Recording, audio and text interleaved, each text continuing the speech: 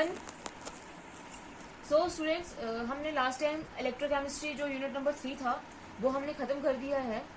तो आज हम स्टार्ट करेंगे केमिस्ट्री का next unit number 4 chemical kinetics, जो एग्जाम में 5 मार्क्स का आएगा टोटल।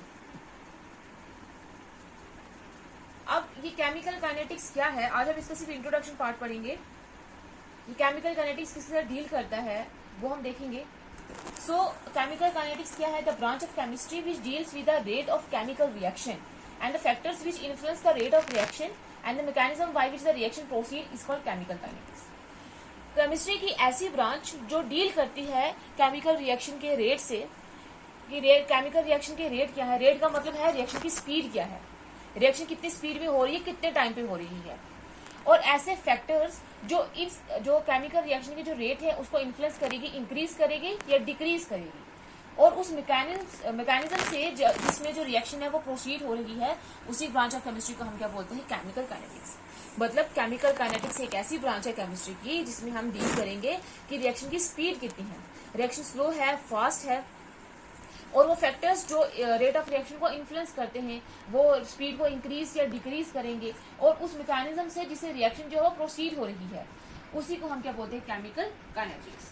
ये जो वर्ड काइनेटिक्स है ये डिराइव करा गया है ग्रीक वर्ड काइनेसिस से, जिसका मतलब होता है मूवमेंट। सो काइनेटिक स्टडी जो है वो सिर्फ हमें ये हेल्प नहीं करती कि रिएक्शन की स्पीड कितनी है या रेट कितना है केमिकल रिएक्शन का, बट वो ऐसी कंडीशंस भी बताती है, डिस्क्राइब करती है जिसमें जो रिएक्शंस हैं, जिसमें जो रेट ऑफ रिएक्शन है वो हम अल्टर कर सकें। ये हमें ये तो बताएगी कि रिएक्शन की स्पीड तो बताएगी या रेट बताएगी केमिकल रिएक्शन का, बट ये वो कंडीशंस भी बताती है जिसमें जो हम रेट ऑफ रिएक्शन है उसको हम चेंज कर सकते हैं, अल्टर कर सकते हैं।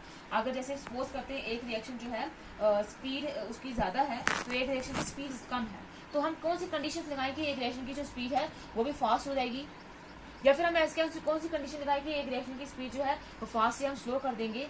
इनके बीच में डिफरेंस क्या है, ये कितने टाइम पे होती है, इस चैप्टर में हम ये सब पढ़ेंगे। इस चैप्टर में हमने ये सब भी पढ़ना है कि रिएक्शन फास्ट है तो हम उसको और फर्दर कैसे इंक्रीज करना है, या फिर उसको स्लो कैसे करना है, या अगर स्लो है तो उसको फास्ट कैसे करना है, ये सब चीज़ें हम इस चैप्टर में पढ़ेंगे।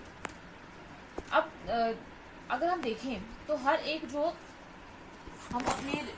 एक दिन में एक्सपीरियंस करते हैं कि हमारे इर्द गिर्द सराउंडिंग में केमिकल रिएक्शंस होती रहती हैं, कोई ना कोई केमिकल रिएक्शन होती रहती है।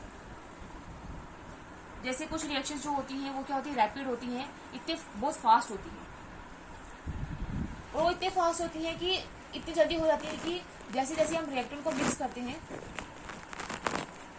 उतनी जल्दी वो रिएक्शन जो है, जैसे हम रिएक्टेंट को मिक्स करते हैं वैसे वो रिएक्शन जो है वो हो जाती है, तो इसलिए हम बोलते हैं उनको रैपिड रिएक्शंस बोलते हैं। फॉर एग्जाम्पल जो रिएक्शन जिनमें आयनिक स्पीशीज इन्वॉल्व होती हैं, जिसमें आइंस बनते हैं, केटाइंस और एनाइंस, जिनको हम आयनिक रिएक्शंस बोलते हैं, जिसमें आयनिक स्पीशीज इन्वॉल्व होती हैं, वो बहुत ज़्यादा क्या होती है? फास्ट होती है। फॉर एग्जाम्पल अगर जैसे हम सिल्वर नाइट्रेट को AgNO3 को इसका एक्वेस सोल्यूशन को रिएक्ट करवाएंगे NaCl के एक्वेस सोल्यूशन से, डिजोल्व करेंगे इसको इसमें, तो Ag जो है वो Cl लेकर बना देगा AgCl सिल्वर क्लोराइड, और Na जो है वो नाइट्रेट लेकर क्या बना देगा? Sodium nitrate. तो ये बनेगा व्हाइट कलर का प्रेसिपिटेट, इसलिए सॉलिड फॉर्म में लिखा है, और ये सोल्यूशन में ही रहेगा। सो ये जो रिएक्शन है जिसमें आयनिक स्पीशीज इन्वॉल्व हो रही है, Ag पॉजिटिव होता है, क्लोरीन नेगेटिव होता है, तभी AgCl, Na पॉजिटिव होता है और NO3 नेगेटिव होता है, तभी ये बना है। सो ये रिएक्शन इतनी फास्ट होती हैं जिसमें आयनिक स्पीशीज इन्वॉल्व होती है, बहुत रैपिड होती है, इवन कि हमें वो रिएक्शन का पता ही नहीं चलता कब हो। जैसे कुछ और न्यूट्रलाइजेशन रिएक्शन होती है जिसमें सॉल्ट और वाटर बनता है, NaOH सोडियम हाइड्रोक्साइड जब रिएक्ट करता है एसिड के साथ, हाइड्रोक्लोरिक एसिड के साथ इसके सोल्यूशन बना देंगे, तो NaCl लेकर क्या बना देगा? Sodium chloride salt, common salt जिसको बोलते हैं, और ये H और OH लेकर क्या बना देंगे? वाटर बना देंगे। ये क्या होगा? लिक्विड होगा। ये रिएक्शन भी क्या होगी? बहुत ज़्यादा फास्ट होगी।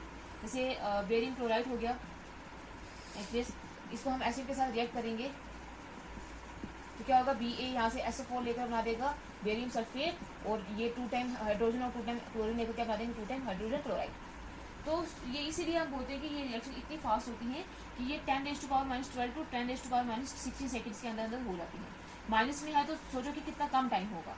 10 की जो 12 पावर है, मतलब 10 के आगे 12 जीरो और उसके बाद उसकी माइनस की वैल्यू, तो कितने कम टाइम में जो है वो रिएक्शन ये कंप्लीट हो जाती है। और कुछ रिएक्शन जो होती हैं हमारे इर्द गिर्द वो इतनी स्लो होती हैं कि उनको होने में स्लो स्पीड में होती है वो,